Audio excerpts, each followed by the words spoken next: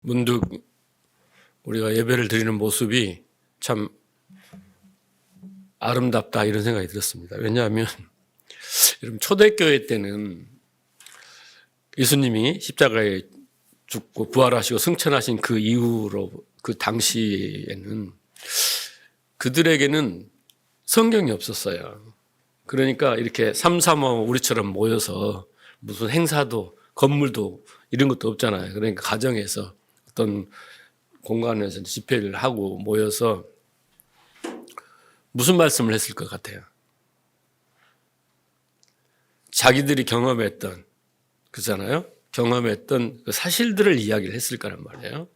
그리고 이 말씀이 구약은 아니까 구약에 있는 말씀을 통해서 이렇게 예언했던 선지자들로 예언했던 말씀들이 이루어졌다.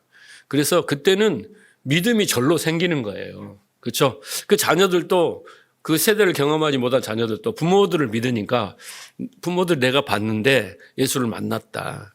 그래서 이렇게 말씀하시고 이렇게 했다. 이렇게 하면서 그 당시에는 믿음이 절로 생겼을 것 같아요. 신앙생활하기가 참 편했을 것 같습니다.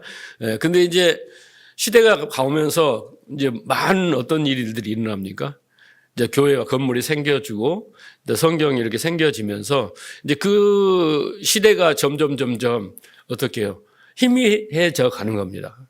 부모님이 돌아가시고 자녀들이 보지 못한 세대들이 이제 또 전하고 또 말씀으로 전하다 보니까 이제는 정말 믿음이 아니면 신앙생활이 안 되고 또 신앙생활을 지속할 수 없는 그런 이제 시대로 점점 이렇게 가는 거예요.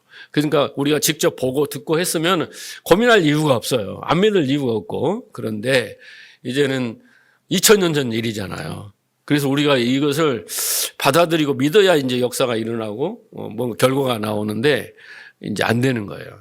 그래서 이제 모여서 우리가 행사를 많이 하는 게 중요한 게 아니라 어떻든 간에 모여서 그런 것도 필요하겠지만 말씀을 듣고 그 말씀이 되게 믿음이 되게 하는 것이 가장 중요한 일이다. 그래서 그런 문득 이렇게 찬양할 때 그런 생각이 들어서 함께 그 말씀을 나눕니다. 뭐가 중요한지를 이제 우리가 깊이 생각하고 환경에 지배받지 않기를 바랍니다. 자, 오늘 설교 제목은 예수 그리스도의 나심은 이러하니라라는 이야기입니다. 성탄절의 메시지입니다. 자, 여러분 오늘 뭐 이렇게 만나시고 인사하실 때마다 메리 크리스마스 이렇게 인사하셨죠. 후회하게 될 것을 제가 미리 말씀을 선포합니다. 메리 크리스마스는 메리는 즐겁다는 뜻이고 크리스트 플러스 마스는 뭡니까? 미사. 천주교 드리는 미사, 예배를 말하는 거예요. 근데 이제, 보편적으로 사람들이 해석할 때 즐거운 성탄을 보내세요. 이런 뜻으로 이제 우리가 그렇게 인사가 되겠죠. 그래서 우리가 즐거운 성탄이 되려면 사람들은 일단은 애들은 뭘 받아야 돼요? 선물을 받아야 돼요. 선물. 그리고 분위기 좋은 식당에서 이제 칼질도 하고 말이죠. 네? 미국 사람들은 칠면조를 먹는다든가, 그렇죠? 우리는 치킨을 먹는다든가, 이렇게 이제, 사랑하는 사람들이 이렇게 모여서 대화도 나누고, 막 이렇게 하는 것을 이제 시간을 보냅니다. 그런데 어떻게 보면, 교회보다도 세상 사람들이 더 즐겁게 성탄절을 보내는 것 같아요. 그런 생각이 듭니다. 작년에 제가 기억으로 작년에 그 서울 도심에 있는 어떤 절이 있어요. 조계종 조계사인가? 그 절에 그 앞에 대형 크리스마스 트리가 생겼어요. 그렇게 해가지고 이슈가 좀 됐습니다. 그래가지고 거기서 그 사람들이 절에서 점등식을 하고 그 다음에 조계사 소년 합창단이 오프닝 공연을 하고 또 그리고 진우 스님이란 분이 크리스마스 축사 또 축하 공연까지도 했어요. 참 예수님의 탄생을 불교계가 이렇게 축하해 주는 것은 좋아할지 말아야 할지 모르겠지만은 그러는 것들을 보면서 참 왜 그렇게 저렇게 하지? 자신들이 어떤 자비심과 포용심으로 어떤 우리는 그렇게 다 수용한다 이런 의미인가? 이런 생각을 했던 기억이 납니다.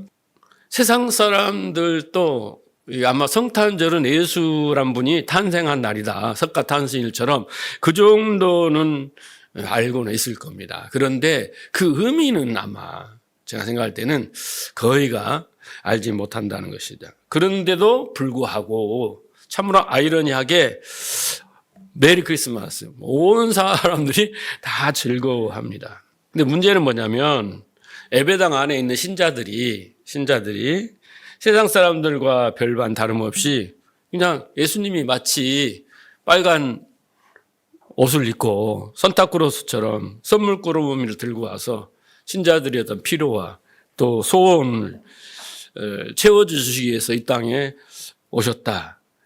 그래서 감사하다. 막 이런 식으로 만약 생각하고 크리스마스를 즐긴다고 하면 참으로 그건 안타까운 일이다라는 것입니다.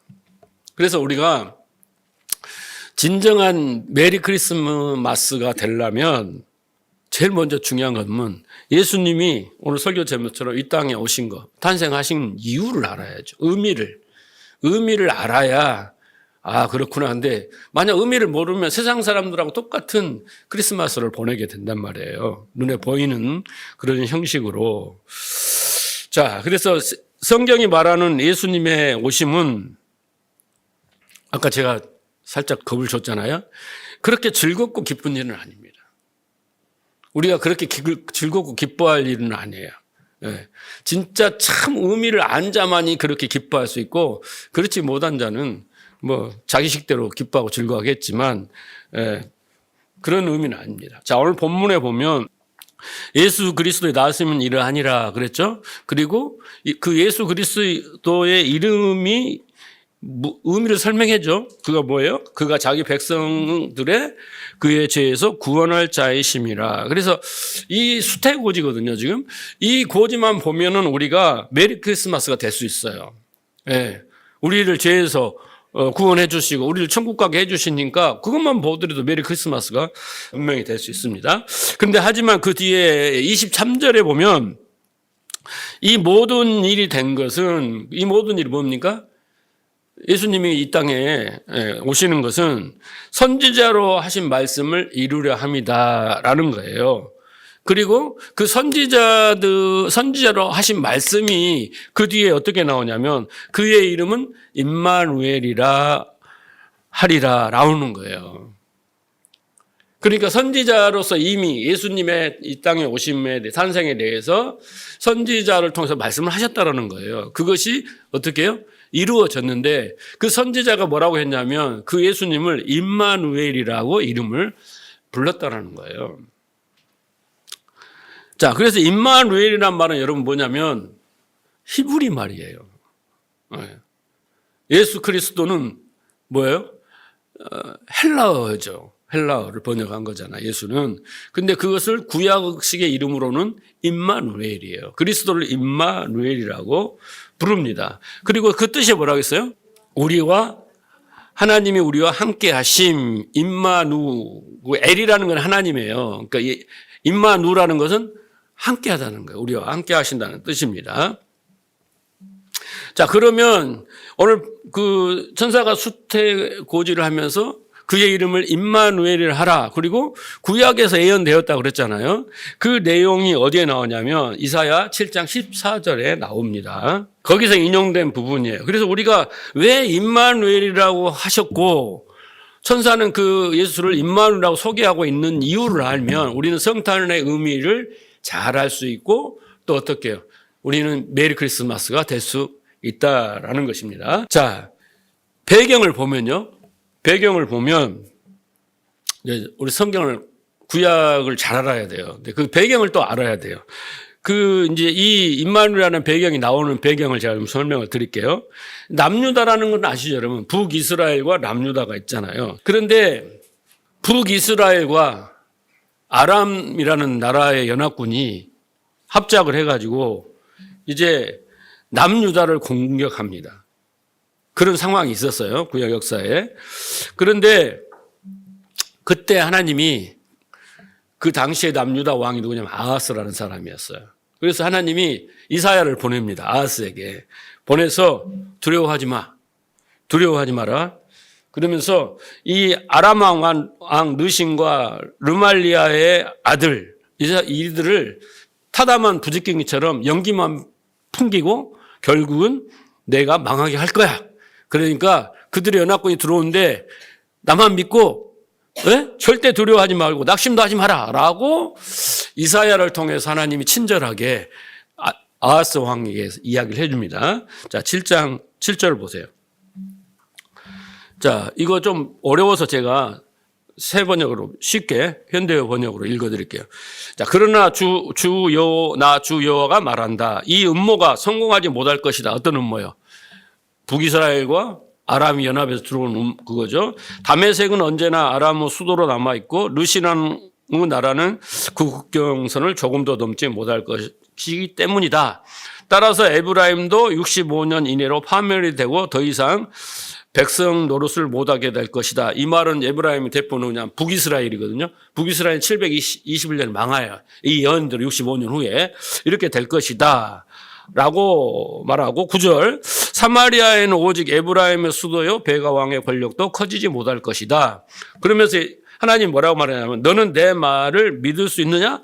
네가 나의 보호를 받기를 원한다면 너는 먼저 내가 하는 말을 굳게 믿어라. 그래서 너도 믿지 않으면 살아남지 못할 것이다 하면서 나를 먼저 믿어라 라고 이사야에게 말씀을 주셔요. 이사야를 통해서 아하스에게. 자, 그러니까 지금 임마누엘이라는 말씀을 주기 전에 먼저 그 연합군들이 쳐들어오고 두려워할 때 이사야를 보내서 나를 믿어. 걔들은 그냥 타다만 부지깽에 불과해. 그래서 날 믿어라.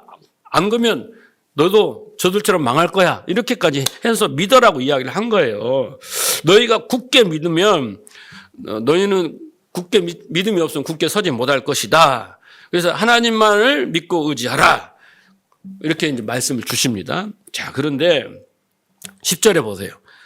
이사야 7장 10절에 보면 여호와께서 또 아하스에게 이르시되 너는 내 하나님 여호와께 한 징조를 구하되 깊은 데서든지 높은 데서든지 구하라 하시니 이제 그래도 못 믿겠냐? 그러면서 그러면 네가 한 징조를 구해라.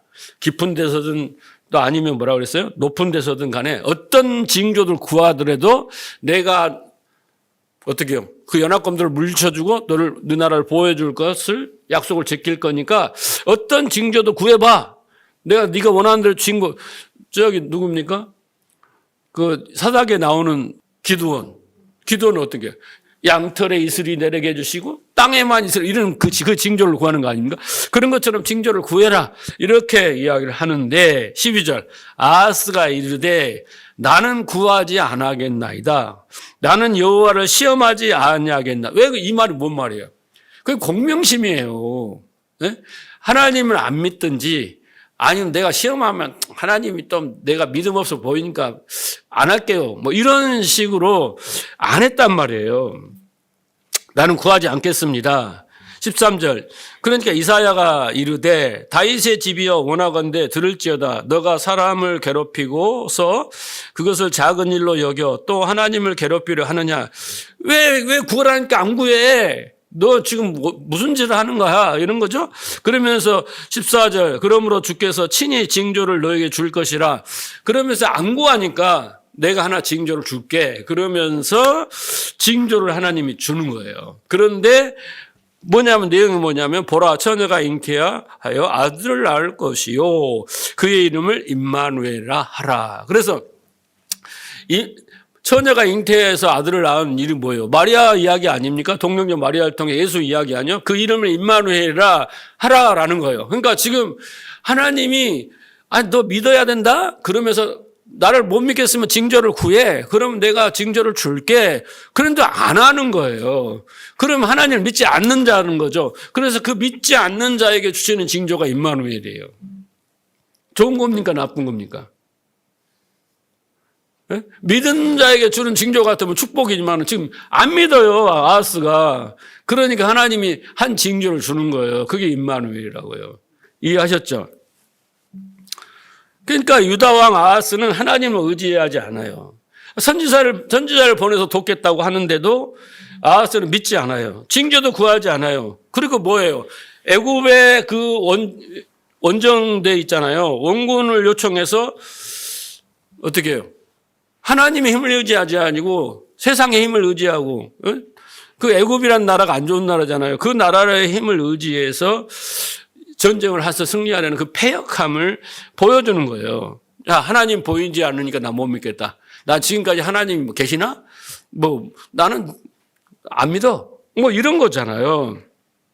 오히려 애굽을 어떻게 해요? 더 신뢰하고 맹신하는 거죠. 네.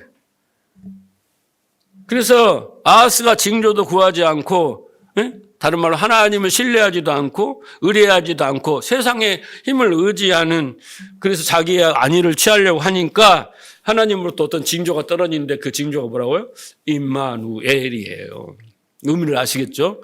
그러니까 지금 왜 천사가 임마누엘을 여기다 갖다 예수님의 탄생의 수태고제를 갖다 썼는지를 우리가 연결해서 잘 이해를 해야 돼요. 예?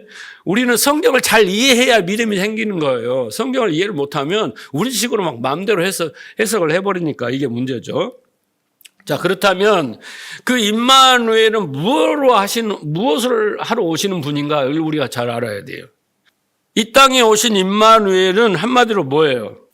하나님을 의지하지 않고 세상의 힘을 의지해서 이 세상의 것으로 자신의 안위와 행복을 도모하려, 세상의 힘을 하나님보다 더 의지한 자를 심판하러 오시는 주예요. 심판주예요, 심판주. 임마누엘이란 그 예수님은 심판주로 오시는 거예요. 어떤 아하스를 심판하러 오는 거예요. 아하스는 지금 뭐예요? 하나님을 의지하지 아니하고 하나님을 믿지 아니하고 세상의 힘을 애국 군대를 의지하는 그것을 심판으로 오시는 분이잖아요. 그 상황 속에서 보면은요. 그래서 하나님이 믿음을 가져. 내가 다 해결해 줄게. 걱정하지 마. 나는 너희들의 조상 아브라함으로부터 약속해서 나는 그 약속을 실행하는 하나님이잖아요. 그런데 그 하나님을 의지하지 않고 그렇게 믿지 않는 유다에게 하나님이 심판의 철장으로 주어진 것이 바로 임마누엘이다. 그래서 임마누엘은 이 땅에, 임마누엘 오신 예수님은 이 땅에 뭐하러 왔어요? 복주로 왔어요? 심판을 왔어요. 심판을 목적으로 오셨다는 거예요. 근데 우리는 자기에게 복이나 주는 하나님, 자신의 문제를 기적적으로 그런 방법으로 도와주시는 하나님, 자기 소원을 이루어주시는, 만사 형통케 해주시는 하나님, 그런 산타크로스의 하나님으로 그렇게 임마누엘을 생각하는 거예요. 솔직히 여러분도 그랬잖아요. 그래서 임마누엘이라 하는 게 좋고 할렐루야 막 그랬잖아요. 저도 그랬어요, 옛날에. 그리고 우리는 지금 이 성탄을 맞이하면서 그 복, 축복 이런 것만 즐거움만 생각하지 그 심판하시는 하나님에 대해서 전혀 생각을 안 하는 거예요. 목사님들이 그런 설교를 안 해요. 왜? 좋은 날에 찬물을 끼얹으니까. 그잖아요. 할렐루야 하고 다 왔는데 갑자기 저처럼 찬물을 쫙 끼얹어봐. 에이, 머리 뚝뚝 끓고 기분 나빠하고 간다고. 마음 찝찝해갖고. 그죠? 근데 제가 어떻게 말했어요, 아까? 참 메리 크리스마스가 되려면 그 의미를 아는 사람에게는 참 진정한 메리 크리스마스가 되는 거예요. 그러니까 여러분 택해요. 진정한 메리 크리스마스가 될래요. 그냥 안 듣고 그냥 내 식으로 그냥 메리 크리스마스가 되는지 여러분이 택하시면 돼요. 자, 그래서 이제 보면요. 하나님은 참으로 성경을 읽을 때마다 너무나 감사하고 하나님은 신실하시고 유티가 있으시고 또 지혜롭게 우리에게 자꾸 설명하시는 것을 보게 돼요. 자, 이사야가 이제 하나님의 말씀을 아하스에게 전하러 갈 때 어떻게 하는가 봐봐요. 그 임마누엘 징조를 어떻게 쉽게 알려주는가 봅니다. 자, 3절을 보세요. 7장 3절. 이사야 7장은 진짜 중요한 장입니다. 왜 중요하냐면요, 여러분. 왜 사람들이 그냥 어려우니까 해석을 못 해내니까 어려웠지. 이 해석을 하시면 진짜 중요하고 재밌는 일. 자, 그때 여호와께서 이사야에게 이르시되, 자, 아하스가 또 데려가 설명을 할 때 뭐라고 하냐면, 너와 내 아들 스왈야숲이죠. 예? 스왈야숲을 임모 수도 끝 세탁자의 발끝길에 나아가서 아하스를 만나라. 이렇게 말하는 거예요. 어려운 게 아니야. 무슨 말이에요? 여기 세탁자 발끝 뭐냐? 그때도 세탁소가 있었나 봐. 예? 그렇게 세탁하는 곳에서 이제 여기까지 설명하면 복잡하니까 중요한 것만 설명할게요. 자, 거기에서 네 아들 수룹 야숲 첫째 아들을 데리고 가라라고 하는 거예요. 그러니까 그 아들이 여러분 상징이에요. 뭔가를 상징하고 있어요. 항상 성경은 상징이 중요하잖아요. 그래서 이사야가 아하스를 설득하러 가는데 자기 아들을 데리고 가는 거예요. 자, 그런데 이 수룹 야숲이란 뜻이 뭐냐면 남은 자만 돌아오리라 라는 뜻을 가진 이름이에요. 그러니까 얘를 딱 세워놓고 얘가 수룹 야숲이야. 얘를 보면 뭘 상징하냐면 남은 자만 돌아오리라. 어떻게요? 심판 후에. 그 말이에요. 심판은 당연한 거죠. 아하스를 심판하시니까. 그런데 수룹 야숲을 데려가는 거예요. 상징적으로. 그러니까 하나님은 하나님 이외에 이 세상의 힘을 의지하여서 자신의 안위와 행복을 추구하는 죄인들을 전부 심판하셔요. 그런데 그 중에서 당신이 택한 자들이 누구냐면 바로 남은 자예요. 여러분이에요. 네, 여러분이 확실히 믿음이 있어야 돼요. 그래서 그 중에서 남은 자들, 이걸 우리는 이제 렘넌트 사상이라고 이사야가 이렇게 말하는데 히브리 말로 남은 자만 어떻게 해요? 구원하시는 거예요. 그래서 수룹 야숲을 딱 데리고 갑니다. 자, 그런데 수룹 야숲이라는 아들 후에 또 둘째 아들이 태어나요. 근데 둘째 아들이 뭐냐면 좀 길어요. 마할 살레 하스바스라는 이름을 가진 아들이에요. 자, 8장 1절을 보세요. 여호와께서 내게 이르시되 너는 큰 서판을 가지고 그 위에 통역 문자로 마할 살랄 하스바스라고 쓰라. 내가 진실로 증인 제사장 우리아와 에레베가의 아들 스가랴를 불러 증언하리라 하시더니 제사장 통으로서 증언을 한다는 거예요. 내가 내 아내를 가까이 하매 그가 임신하여 아들을 낳은지라. 누구냐면 이사야가 그렇게 낳는다는 거예요. 여호와께서 이르시되 그 이름을 마살레 하스바스라 하라. 이는 이 아이가 내 아빠 내 엄마라고 부르기 전에 어떻게 해요? 다메섹의 재물과 사마리아 노랑물이 아수르 왕 앞에 무너질 것이다. 그래서 북이스라엘이 망한다는 거예요. 둘째 아들이 태어나서 엄마 아빠 하기 전에, 그죠? 엄마 아빠 하려면 몇 개월 걸려요? 네? 몇 개월 걸리죠. 그 전에 그 북이스라엘은 망한다라고 이야기를 하는 거예요. 그러면 마할 살라 하스바스는 무슨 뜻이냐? 심판이 속히 임하리라라는 거예요. 하나님께서 당신만을 의지하지 않는 인간 세상에 패역함을 완전히 심판해 쓰리겠다. 그러나 어떻게 해요? 당신의 택한 자들을 남기겠다라는 이 메시지가 수룹 야숲과 마할 하스바스라는 두 이름 속에 들어있는 거예요. 그 이름은 뭐예요? 속히 심판하리라. 그리고 어떻게 해요? 어떻게 한다고요? 두 번째는 어떻게 해요? 남은 자들을 구하겠다. 네? 이 메시지가 들어있는 거예요. 그래서 이사야의 두 이름 안에 놓고 경고하신 거예요.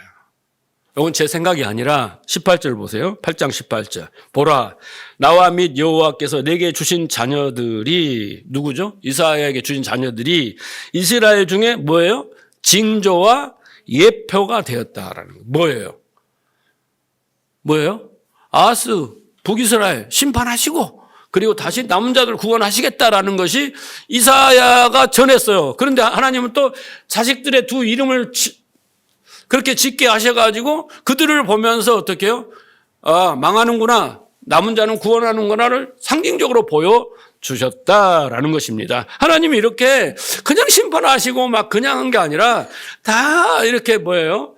알기 쉽게 상징적으로 보여주는 거예요. 그리고 그것을 그대로 가져다가 그 성경에는 제가 지난 시간에 말했어요. 동일 원리성이 있다고 하잖아요. 심판의 동일 원리성. 그 언약. 그죠? 점진적 계시 그런 거 이야기했잖아요. 그걸 그대로 임마누엘에다가 적용을 시키는 거예요. 이 사건이 하나의 원리고 모델인데 예수의 탄생은 그 원리, 하나님이 그 죄인을 심판하시는 원리가, 구원하시는 원리가 그대로 고스란히 거기에 들어있다라고 생각하십니다. 그래서 상징과 예표를 주시는 거예요. 우리를 이해시키기 위해서. 그러나 그 시대 사람들에게 더 쉽게 현실적으로 보여주지만 우리는 그걸 통해서 이제 믿음으로 깨닫는 것입니다. 그래서 만군의 여호와가 이삭에게 징조와 예표를 줬는데 두 아들의 이름으로 주셨다. 그렇죠. 심판이 속히 임한다. 수르자술인데 하나님을 의지하지 않고 세상님을 의지하는 그게 바로 아담의 죄입니다. 예, 모든 죄인의 그 속성이죠. 그런데 하나님께서는 또 남긴 자들이 남아 돌아오게 할 것이다 라는 것이 임마누엘이에요. 임마누엘은 뭐냐면 심판과 남겨짐의 메시지를, 복음의 현실을 보여주고 있는 거죠.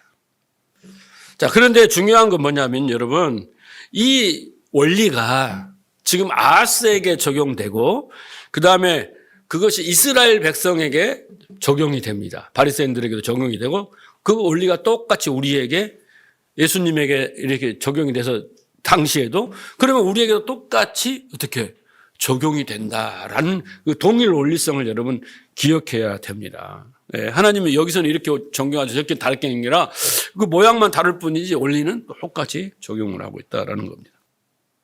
그래서 이제 하나님은, 중요한 것은 하나님의 백성들 속에 그렇게 죄악된 세상 속에서 하나님을 의지하지 않고 스스로 하나님이 되고 왕이 되어서 그렇게 세상님을 의지하고 살아가는 게 죄라고 그랬잖아요. 하나님을.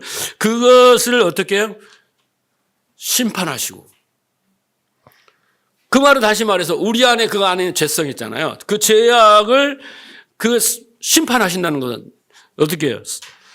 불살라 버리시는 거예요. 버리시고 순결한 백성을 가진 하나님의 백성으로 연단하셔서 그렇게 순결한 백성들을 남기실 것이다. 그게 바로 뭐냐면 교회예요. 교회이고 여러분입니다. 그렇게 하시겠다라는 거죠. 그래서 교회에 떨어진 임마누엘 있잖아요.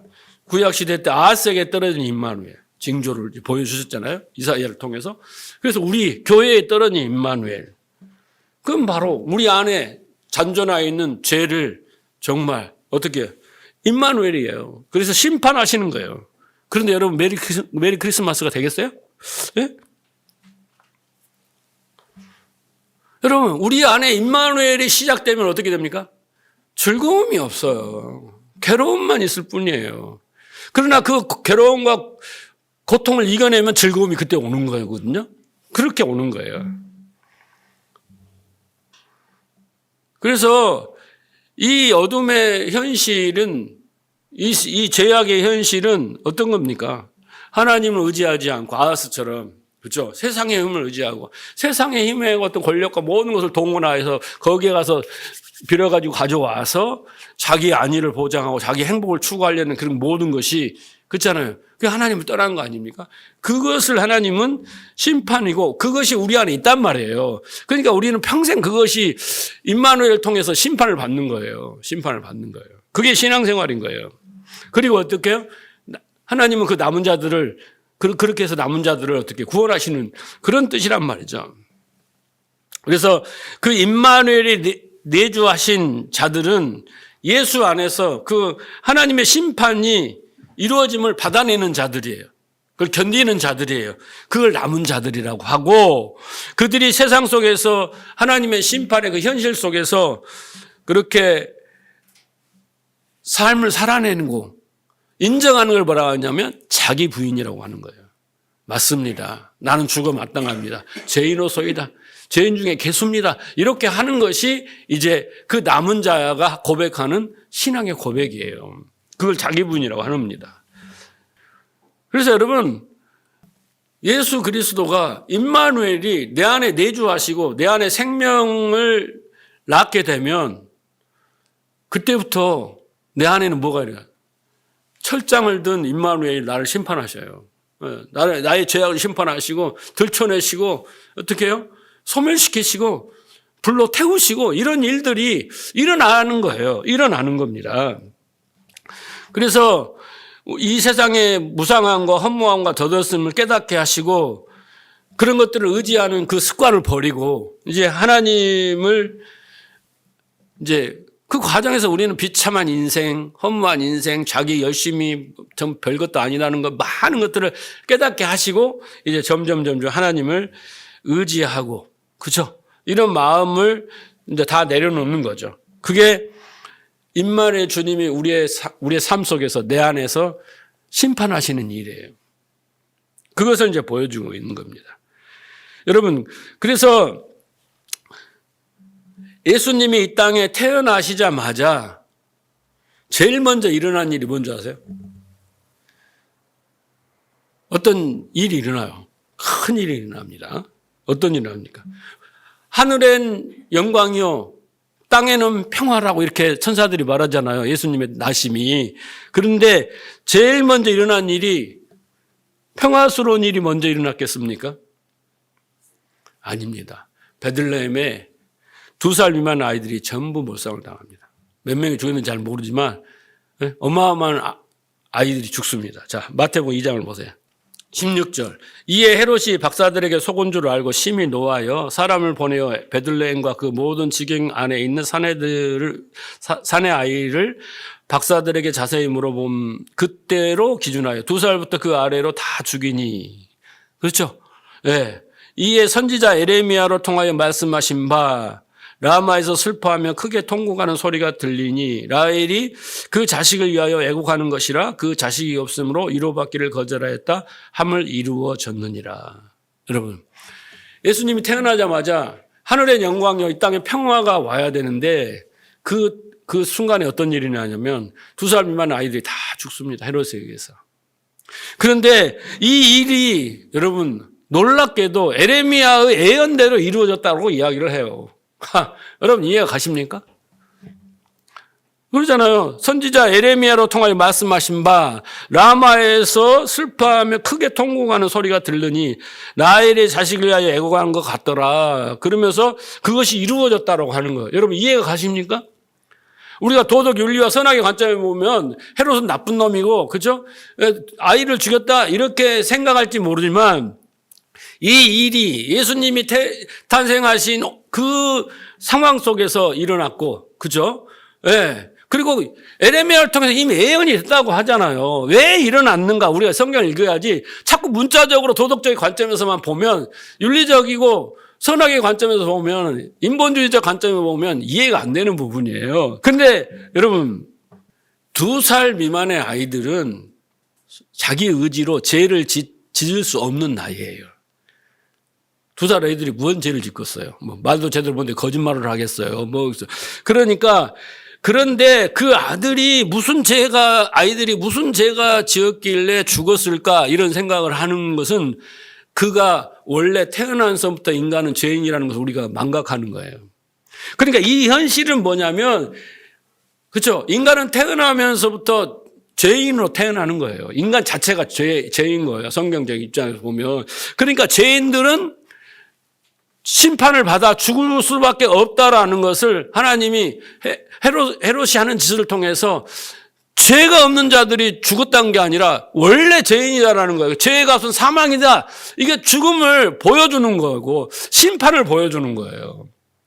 그래서 그 당시에 땅에 평화가 일어나야 되는데 그 세상이 아름답게 보이던 그렇게 보였던 세상이 죄악이 만연하다는 것을 만천하에 폭로되는 현장인 것입니다.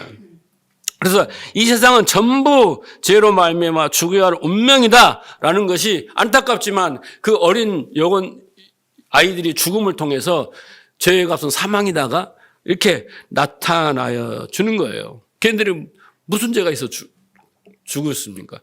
근데 죄의 값은 사망이기 때문에 아이든 남녀노소를 막론하고 다 죽는다라는 것을 보여주는 겁니다.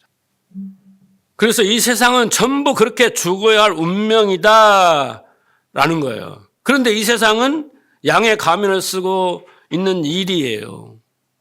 몰랐을 뿐이에요. 근데 그 현실을 보여주는 거죠. 그리고 임마누엘 예수님의 나심으로 심판을 받게 되는 거예요. 그렇게. 자, 보세요. 헤롯이 이렇게 2살 아래 아이들을 죽이는 사건이 우연이 아니고 에레미야를 통해서 했다 그러잖아요. 자, 에레미야가 뭐라고 말했는지 보세요. 에레미야 31장 15절 보세요. 여호와께서 이와 같이 말씀하시니라 라마에서 슬퍼하며 통곡하는 소리가 들리니, 이 말을 지금 인용에다 쓴 거잖아요. 그렇죠? 네? 헤롯이 죽는 그 아이를 죽는 사건이 라마에서 슬퍼하는 통곡하는 소리가 들린다. 라헬을 이제 빗대어 이야기를 합니다. 라헬이 그 자식이 때문에 애곡하는 것이라. 그래서 라헬이 요셉하고 베냐민을 낳잖아요. 막내에. 예? 베노민인데 슬픔이라는 뜻이에요. 그래서 그것을 이제 빗대어 애곡한다 이렇게 이야기하는데, 자, 그래서 뭐라 합니까? 여호와께서 이와 같이 말씀하시니라 내 울음소리와 내 눈물을 멈춰라. 내 일에 삭슬 받을 것인즉 그들이 그 대적의 땅에서 돌아오리라. 여호와의 말씀이니라 너의 장래에 소망이 있을 것이라 너의 자녀가 자기들의 지경으로 돌아오리라. 여호와의 말씀이니라. 그래서 라헬이 그의 자녀들을 위하여 통곡한 것과 마찬가지로 이 라마에가 뭐가 있냐면 라마와 그 근접에 이 라헬의 묘가 있어요. 예? 그 라마라는 그 지역에. 그래서 그 라마에 사는 후손들이 자기 아들, 딸들과 같이 사로잡혀 가서 슬퍼하는 거예요. 누구처럼? 라헬처럼. 그렇게 슬퍼할 것이다. 그래서 이게 지금 이 상황은 뭐냐면요. 이스라엘 남유다가 바벨론의 침공을 받아서 포로로 가는 거예요. 슬퍼할 일이죠. 자녀들이 다 잡혀가니까 애통하는요. 그래서 라헬처럼 그렇게 슬퍼할 것이다. 그 라마에 있는 그 부모들이 그렇게 통곡하며 울 것이다. 라는 거예요. 그러면서 뒤에 부분이 뭡니까? 장래의 소망은 뭐냐? 다시 귀환하게 될 것이다라는 소망의 메시지를 지금 주고 있는 겁니다. 이 내용은. 이스라엘이 다시 돌아올 것이다라는 거죠. 자, 그런데 여러분, 그들이 다 바벨론 포로로 가서 1차, 2차, 3차 귀환을 이렇게 시켜요. 그 바벨론 왕이 그냥 어느 날 갑자기 꿈에서 깨가지고 하나님 보내라 하니까 보내게 되거든요. 그런데 여러분, 이스라엘 백성들이 포로로 잡혀가던 사람들이 다 돌아왔을까요? 우리는 다 돌아왔다고 생각해요. 왜? 예를 들어서 우리가 일본이나 중국이나 어디 잡혀갔어. 그러니까 해방이 돼가지고 우리가 와. 그러면 우리나라는 민족성이 좋으니까 다 돌아올지 모르지만은 이 당시에 느헤미야서를 읽어보면요. 돌아온 사람은요, 소수에 불과해요. 그들이 70년 동안 포로 생활을 하잖아요. 거기에 너무 익숙해져 버려요. 그래서 안 돌아와요. 안 돌아옵니다. 그냥 막 재산을 주고 뭘 주고 가서 성전을 재건해라라고, 예? 그죠? 막 왕이 다 보내라 하고 막 1차, 2차 보낸데 안 가요. 여기가 조사원이 이거 대부분이 남아. 한 30%는 왔나 몰라. 그들이 바로 누구야? 돌아온 자들이 누구냐면 바로 남은 자예요. 남은 자들만 돌아와요. 그들은 거기에 폭 빠져가지고 바벨론 문화에 폭 빠져가지고 너무 편리하잖아. 70년 동안 한 2대를 삼은 거 아닙니까? 그래서 안 돌아와요. 돌아온 사람은 극소수예요. 그리고 들리는 소문에 의하면 1차로 갔던 사람들이 죽을 고생을 하더라. 성전을 재건하는데 재료도 없고 막 해가지고 생고생을 하더라. 그런 소문이 들려오니까 가면 고생만 하지. 그러면서 안 돌아온 사람이 부지기수예요. 극소수만 돌아와서 죽도록 수르바벨 성전 있잖아요. 그 학스말 읽어보면 다 나오잖아요. 우리가 죽도록 그 성전 재건하는 일에 고생을 하고 방해를 받고 막 이렇게 성전 재건을 하는 거예요. 그 나머지는 바벨론에서 태평성대를 누리는 거예요. 여러분, 이 세상은 그 마귀의 권세와 그 포로에 잡혀 있잖아요. 그런데 그 세상 속에서 여기가 좋사오니, 그리고 그 포로의 자리가 너무 익숙해서, 너무 편안해서, 그 문화와 문명이 너무 좋아서 거기에 머물러 있고 안 온단 말이에요. 그래서 하나님은 그 바벨론에 있는 자들 중에서 남은 자들에게 임마누엘 하시는 거예요. 그래서 철장으로 가셔서 그들을 깨우치시고 해서 보낸 자들이 바로 남은 자들이고 그들이 마지막에 스룹바벨 성전을 재건하는 거예요. 그러니까 여러분, 우리도 하나님의 성전으로 지어져 간다는 것은 어마어마한 힘든 일이에요. 이 성전으로 지어지려면요, 임마누엘을 하셔가지고, 임마누엘이 내 안에 내주하셔가지고, 뭐부터 하냐면 심판부터 하셔요. 그러니까 심판을 받다 보면 지쳐버려요. 계속 안 돼, 실패해, 막 갈등이 일어나, 이 교회 저 교회로 막 방황을 하게 되고, 막 안 되는 거. 이게 심판의 과정이에요.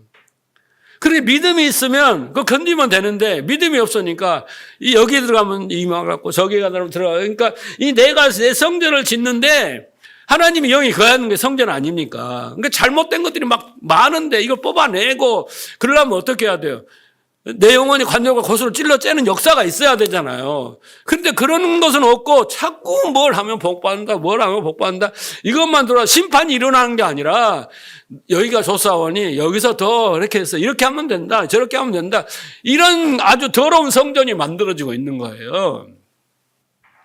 그러니까 여러분, 이 악정 고투 속에서 성전을 재건하는 그 남은 자들이 오늘 우리라고 한다면 우리의 삶은 얼마나 고통스럽겠습니까? 네?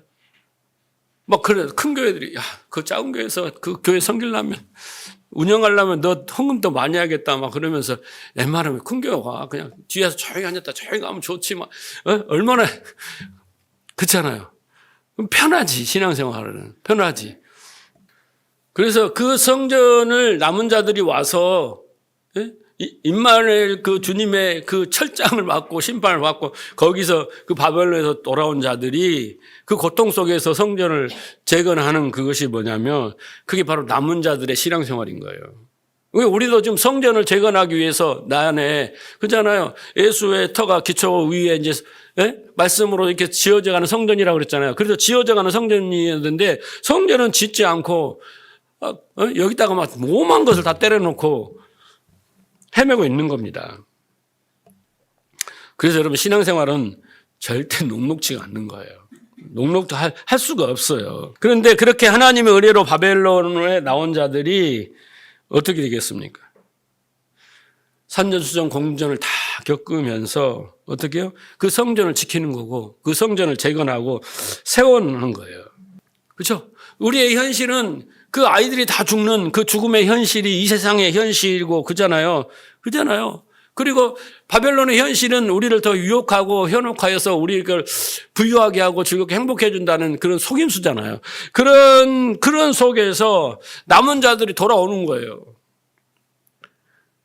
그래서 여러분들 아까 찬양을 부르면서 오늘 설교를 생각하면서 여러분 내가 축복해 주는데 남은 자들이다.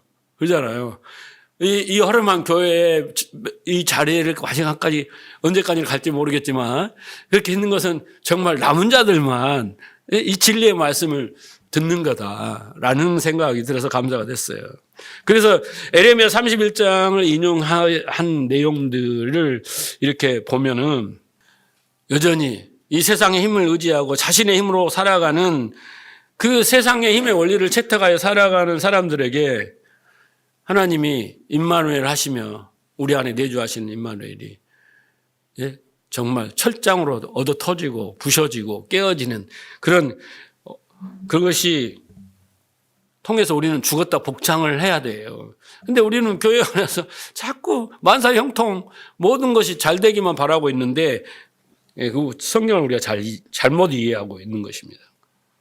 그래서 예수님이 오심은 심판을 받을 이 세상과 하나님이 남는 자들을 또렷하게 구분하는 날이에요.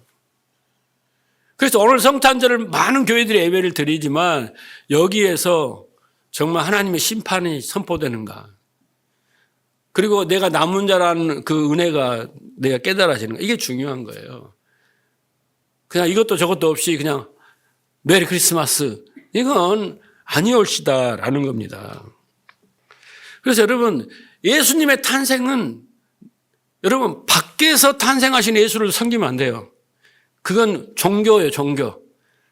그 예수님의 탄생, 임마누엘이 어디에 있어야 돼요? 내 안에서 탄생하셔야 돼요.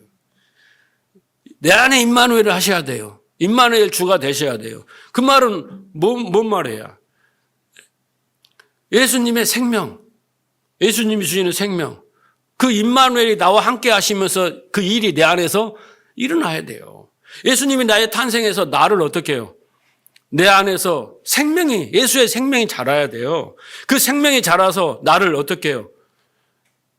임마누엘 주가 내 안에 들어와서 어떻게 해요? 나를 심판하셔야 돼요. 그리고 거기서부터 이제 많은 일들이 일어나겠죠. 예? 근데 그 예수가 밖에 있어요. 그 임마누엘 밖에 있고 할렐루야 찬양하고 막 요것만 하고 있어. 내 안은 아주 어둠의 세상이야. 이러면 어떻게 하겠어요? 예, 큰 일이 나죠. 여러분, 천사들이 예수님의 탄생을 고지하면서 하나님께 영광이요. 그렇죠. 땅에서는 하나님을 기뻐하시는 자들의 평화로다 그런 거예요. 그러니까 결국은 여기서 평화가 일어나면 하나님이 영광을 받으시는 거죠. 그렇죠. 그러면 중요한 게 뭐예요? 우리 안에 평화가 임하는 거예요. 평화가. 자, 그러면 여러분, 평화는 편안함이 아니에요. 평화는 뭐냐면, 평화는 뭐예요? 샬롬이에요, 샬롬. 샬롬? 네. 그러니까 이스라엘은 너무나 아이러니한 거예요. 샬롬이 인사잖아요. 그러면서 맨날 전쟁을 해. 그잖아. 이 아이러니잖아요. 샬롬을 추구해야지 왜 전쟁을 하냐고. 근데 이상한 거야. 샬롬이라고 입으로 떠들지만은 행동은 전쟁을 하고 있는 거예요. 그런데 이 샬롬이라는 것은 어떤 거냐면요. 모든 피조물이 하나님의 뜻을 좇아 원래의 자리에 있으면서 온전히 순종하여 원래 하나님의 창조의 목적으로 아래로 돌아가서 하나님을 절대적으로 의존하면 그때 샬롬인 거예요. 그게 뭐예요? 안식이에요. 그게 완성이에요. 그렇죠? 네. 거룩하고 흠없게 진리의 사람으로 지으심을 받는 그 상태가 되는 것이 바로 뭐냐면 샬롬인 거예요. 인사말이 아니에요, 여러분. 샬롬은 그냥 인사말로 쓰는 거지. 원래 샬롬은, 평화는 에이레네잖아요. 평화. 어떻게 해요? 같이 멍에를 지고 함께 가는 거잖아요. 한 마음 한 뜻으로. 그래서 이 땅에 평화다, 샬롬이다. 그 샬롬을 내가 너희에게 주러 오셨다. 그게 바로 임마누엘입니다. 먼저 뭐가 일어나야 돼요? 심판이 먼저 일어나야 돼요. 우리가 죄악 속에 무지하게 그 죄악에 갇혀서 공중권세자를 따르며, 예? 그래, 그 욕심을 따라 살아가는 모든 하나님을 대적하고 스스로 왕이 되고 하나님 되고 살아가는 우리의 의식, 우리의 신념, 그렇잖아요. 우리의 사상, 우리의 철학, 우리의 진리라고 하는 그것들이, 비전리가 어떻게 해요? 심판을 받아야 돼요. 먼저 심판을 받아야 돼요. 먼저 예수님이 철장을 들고 와서 하나님 두들겨 패서 깨닫게 하셔서 그렇게 해서 어떻게 해요? 샬롬이 되게 하시는 거예요. 샬롬이 되시는 거예요. 그래서 그 평화가 정말 이루어지고 그걸 소망하고 그것을 기쁘고 즐거운 자들이 바로 메리 크리스마스가 되는 거예요. 그렇잖아요. 진짜. 선물 주니까 메리 크리스마스, 맛있는 거 주니까 메리 크리스마스, 이런 게 아니란 말이죠.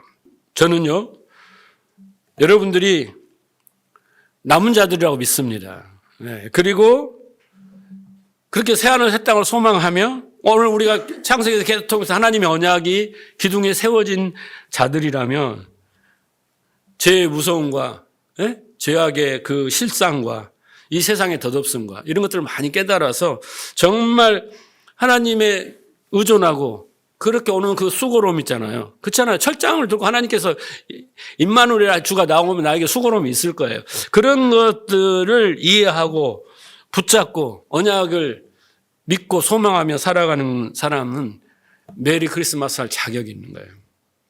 자격이 있습니다. 그런 분들은 이 심판의 크리스마스 임마누엘이 즐거움이 되는 거예요. 메리가 되는 겁니다.